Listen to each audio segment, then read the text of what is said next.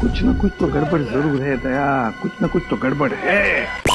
घाँस काटेर फर्किरहेको एकजना आन्टीले मैले मेरो टिकटकमा 1 मिलियन लाइक पुरा भएको छ, त्यसैको खुसियालीमा म केक बाँड्दैछु, हजुर पनि खानु भनेर दिँदाखेरि चाहिँ आन्टी एकदम खुसी भएर फेरिको केक हो भनेपछि बाबु उतातिर मेरो साथी नै उभिरहेछ, मेरो साथीलाई नै अलिकति केक देऊ भनेर भन्नुभयो।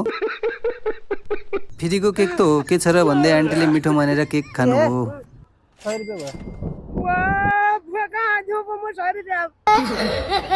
केक खाएको 100 रुपियाँ भयो भन्दाखेरि आन्टी पागल जस्तै भएर ओ बुवा कहाँबाट दिने होला 100 रुपियाँ भनेर आत्तिन लागे।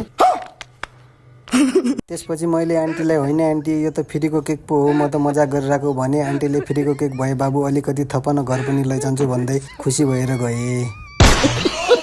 दुईजना सुन्दर युवती र एकजना आएमै बसिरहेको थिए, त्यति बेला म आएँ।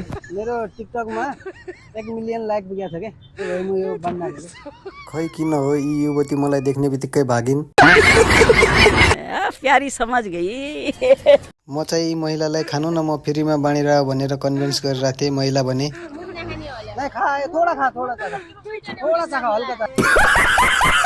केक खाएपछि मलाई उल्टी हुन्छ भन्दै बहाना बनाउनु भयो।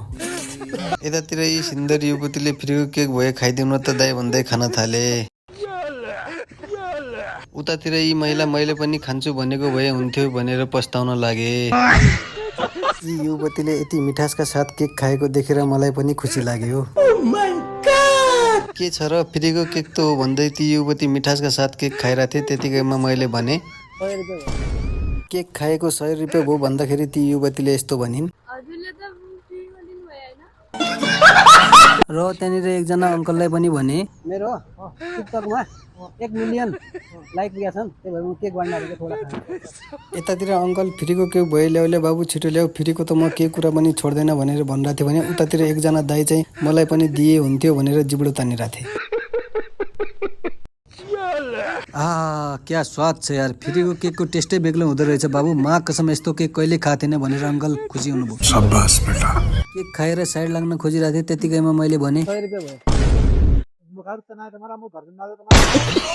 मैले त फ्रीको केक सोचेर खाएको बाबु, 1 पैसा पनि छैन, घर जानलाई अटो भाडा पनि छैन, गल्ती भइहाल्यो बाबु, पैसा कहाँबाट दिनु भनेर आत्तिन लागे।